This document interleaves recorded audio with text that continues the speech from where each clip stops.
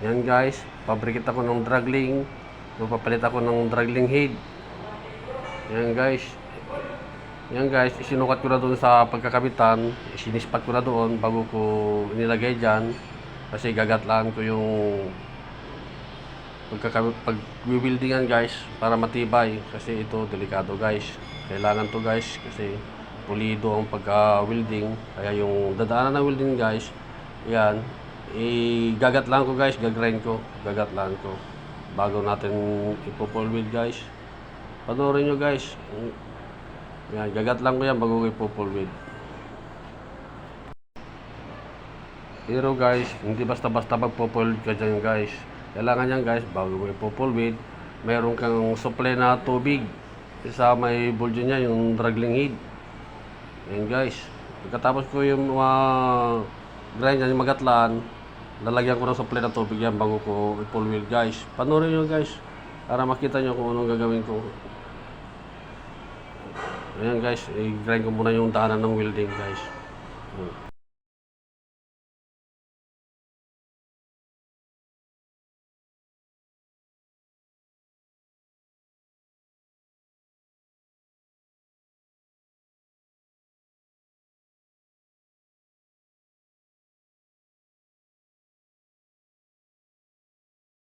Ayan guys, natapos ko ng grind yung pag-weldingan, ginatla. Ayan guys. Try ko, kabitan ko na ng yan guys. Hose para yung supply ng tubig guys. Ayan guys, ayan, ikakabit ko na guys. Tingnan ko paano gagawin ko guys, yung para may supply ng tubig guys. Ayan. Nagkabit ako ng bakal na pagkakabitan ng hose para hindi nakatutok yung hose sa pag-weldingan. Ayan guys, kasi kailangan guys, i-full weld ko yan, kailangan may supply na tubig. Kasi yung ball joint niya, may plastic yan, yung dragling head. May plastic sa loob. Kasi kapag diretso mo full weld yan, mag-iinit. May perbilihong malulusa yung plastic guys. Kaya, ganyan guys. Kung gusto nyo gawin ito guys, ganyan lang gagawin nyo para di matunog yung plastic sa loob ng dragling head. Ayan guys. Ligyan ko tinayin ko yung hose. Sabi ko yun guys. Yan. Kinakabit ko, makita nyo yan guys, yung kinakabit ko. Yan, tinatalayan ko na ang lambre para di gagalaw. Bago ko full weld guys. Yan guys. Yan guys. Panoorin nyo guys. Yan.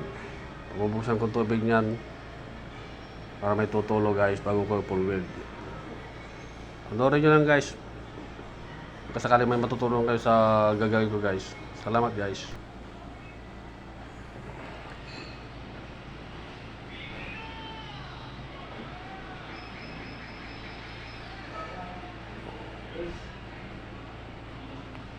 Yan guys, ang gamit kong welding rod 6011.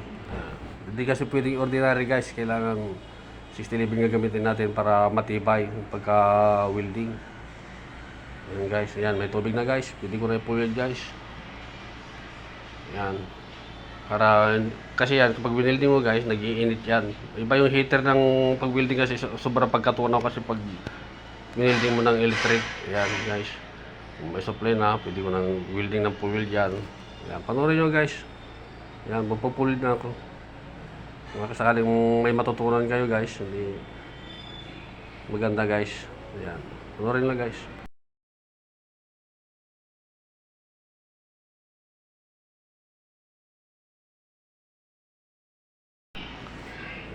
Sinisintro ko lang ng maigi doon sa may pinakatapat ng dragling head guys para pag welding ko, nakababad doon. Sinisintro ko ng maigi para ito sakto-sakto. Pag mag-init man, doon sa may supply siyang tubig, hindi masyadong mag-iinit. Yan guys, mga guys, papuli na ako.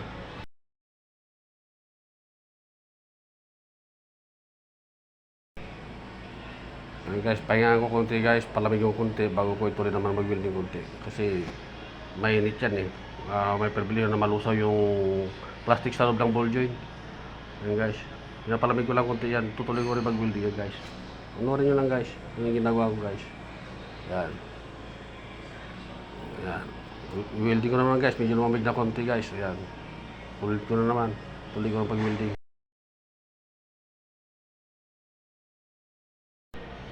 Yan guys, mainit. Palubigin na naman natin. Yan. Ganyan lang gagawin nyo guys pag ano, yung tubig welding. Yan. Yung tubig na mag-welding guys. Para palubigin yung kunti. Tapos igaragarin ko ulit kunti yung weldingan ko, gagatlaan ko.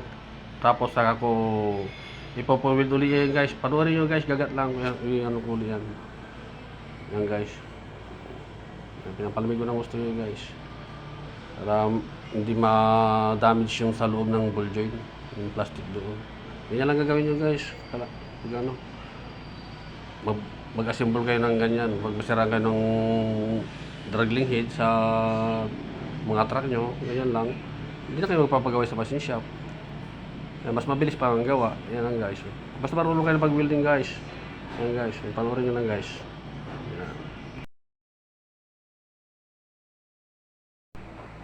Ayan guys, tapos ko naman, pupulit ko naman ulit guys. Ayan guys, ulit pa rin guys.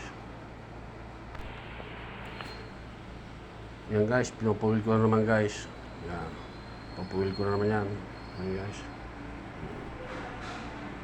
Pangalawang patong ko na yan guys, dalawang patong lang guys. Ayan, matibay na yan. 60 LB yan, basta ano, pulidong pagka-welding guys. Ayan guys, ayan, pinupulit ko na yan guys. Habang may supply ng tubig. Ganyan lang gawin nyo guys pag ano, gusto nyo kayong magawa na, hindi na kayo magpagawa ng iba. The simple, basta marunong ko mag-welding guys. Ayan. Guys. Panorin nyo yan guys. Sakali may matutunan kayo guys.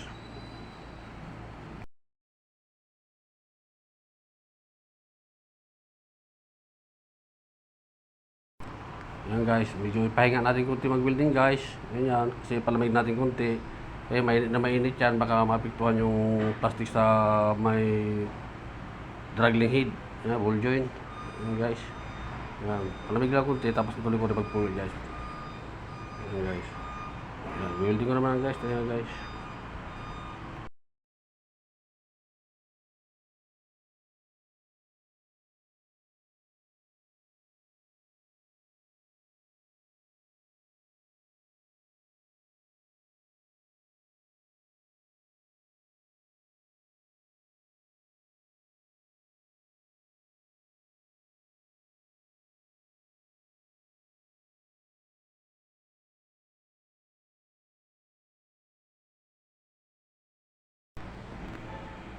Makikita nyo man guys, habang wini-welding ko, kita nyo may tumutulog tubig na tumatama dun sa may pinaka ball joint, dragling head. Yan guys, habang pinupuweld ko, may tumutulog tubig doon para hindi masyadong mag-init. Yan, suporta lang guys. Ganyan lang gagawin nyo guys pag gusto nyo mag-assemble ng ganito guys. Panoorin nyo ng buo guys.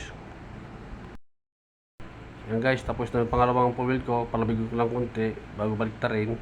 Sa kabila naman guys. Yan. Yan. Papalamigin ko lang yan. Ganyan lang gagawin nyo pag ano, palamigin nyo lang. Yan. Bago pag-pull sa kabila naman. Yan.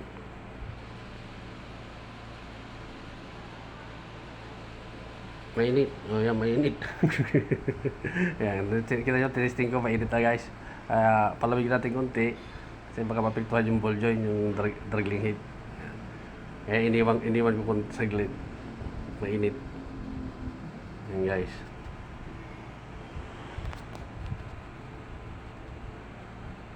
Yan, baliktarin ko na guys. Medyo malamig na. Diyan na naman ipupull ko ngayon.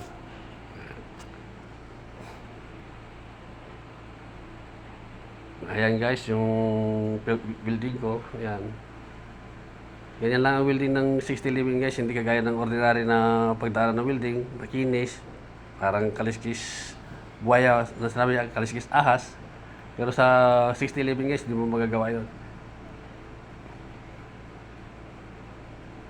Importante, maganda yung pagkakapit. Ayan guys, yung popel ko naman guys.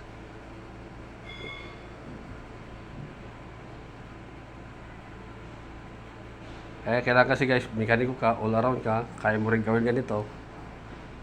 Kaya mo rin mag-welding, lahat. Kaya mo mag-overhaul. Lahat ng part ng truck, sa makina, hanggang under chassis, kaya mong gawin guys.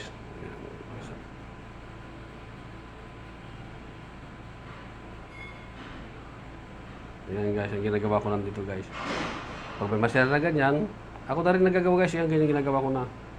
Kaya kung may matutunan kayo guys, gagawin nyo rin ito. Sana may matutunan kayo guys. Panoorin nyo lang.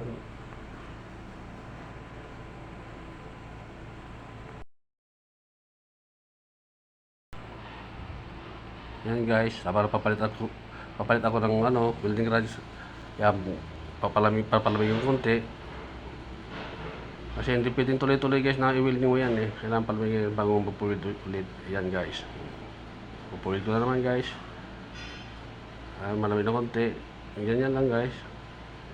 Huwag lang palagi tuloy-tuloy kasi may init. Masisira yung plastic ng ball joint guys. Yan.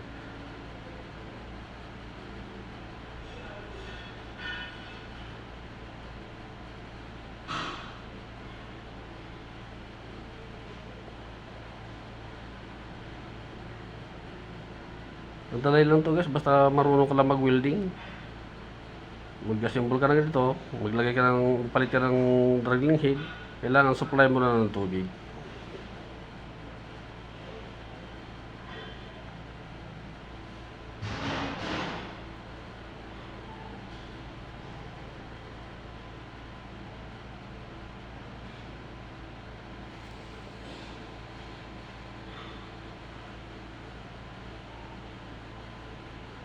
Yan guys, habang pinupulot ko, iniikot ko dahan-dahan para maganda yung ng welding. Yan. Hinahawak ko yung isang kamay ko. Habang isang kamay ko nagwi-welding, isang kamay ko nagpipit konti. Yan guys.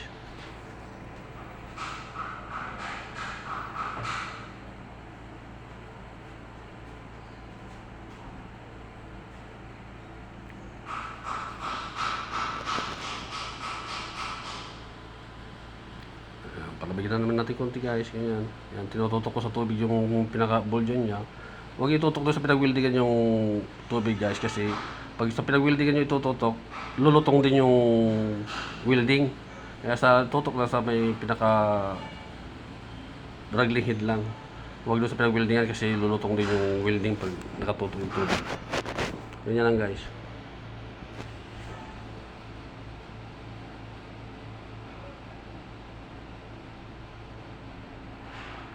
Yun guys, inintuan ko yan para lalamig.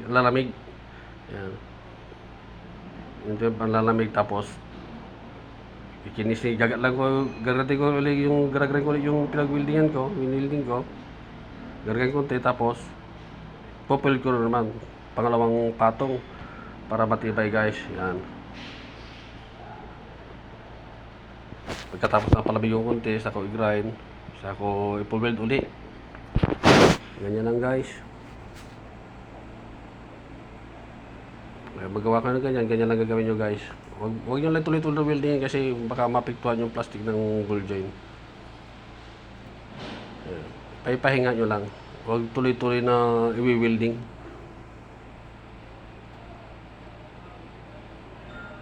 Yan guys, gagaran ko na guys yan. Bago ko i-full weld. Kita nyo naman guys. Yan. Kailangan yung pinag-weldingan, gagarin konti para maganda yung pagkapitan ng welding. Para sigurado. Kasi masila yung mga ganitong bagay guys. Kasi yan yung nakasalalay ng buhay ng driver. Pag bumigay yung welding, nako, delikado guys. Kaya ganyan, kailangan pulido pagka-welding. Yan guys.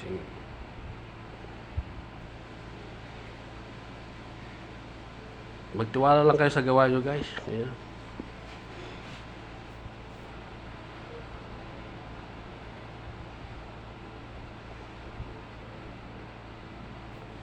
Sabang nag-grind ko, nakatutok yung tubig para lalamig. Mainit na mainit yan guys eh.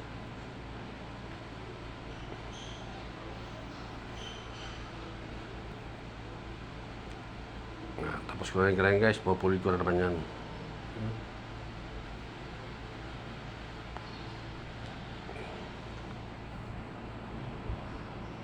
Pulit naman tayo guys.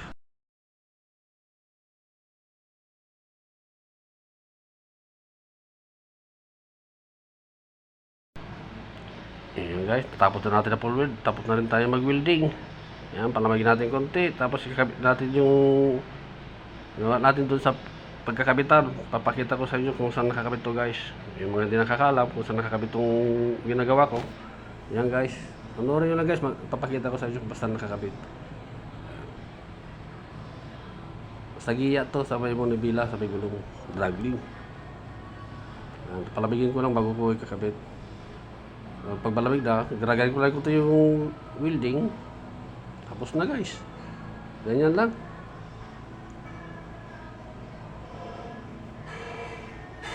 Ayan guys. Pwede ko na, pag malamig na, pwede ko na alisin yung tubig. Ayan guys. Palamig ko lang ng gusto kasi baka mapiktuhan pa yung ano eh. Mainit na mainit yan guys.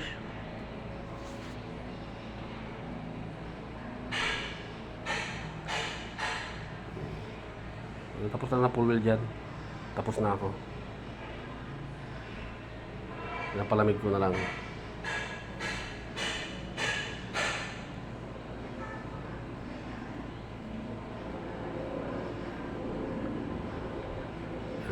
Guys, itagray ko na lang yung ano, kikinisin ko lang kunti yung welding ko.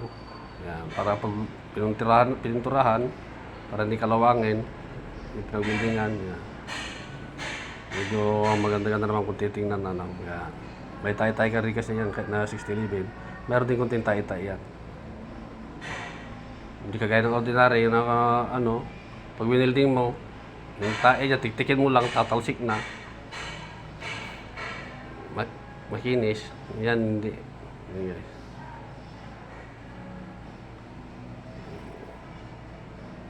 Nilagaran ko lang yung welding guys. Yan. Okay na yan guys. Okay na. Hindi ko na tanggalin yung tubig.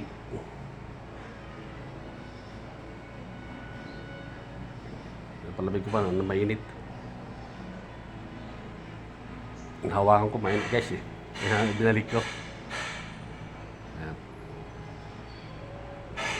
Tayo ko na yung machine ko. Ayan na. Okay na. Tanggalin ko na yung tubig. Yung nilagay ko na supply. Ayan guys. Okay na. Ayan. Ayan, lagay ko na sa ano, yan.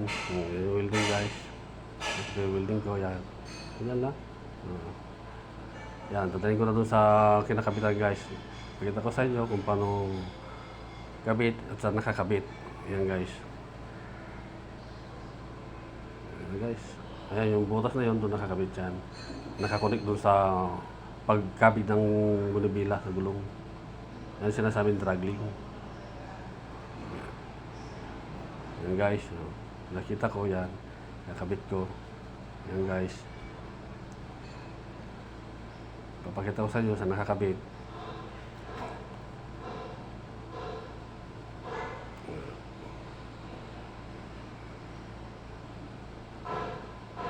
Yan guys.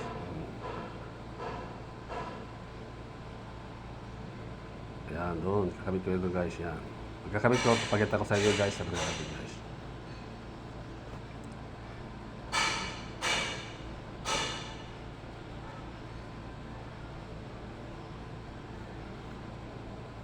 Ganyan lang guys. Mabilis lang trabaho guys, hindi ka na magpapagawa sa machine shop. Yan. Ayan guys, yun o. Diyan, nakakabit yan. Pakita ko, nakakonect sa gulong. Yan. Saka papunta sa taas yan sa Bonibila. Yan o.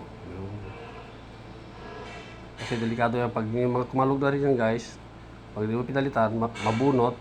Yung delikado rin guys. Kaya inaagapan natin, kapag sira na, pinapalitan natin na ng dragling. Napabrikit na natin. Yan guys. Yan, tapos na guys. Yan guys. Yan guys. Sana may natutunan kayo sa vlog ko. Sana please subscribe my YouTube channel. Maraming salamat guys. Bye bye.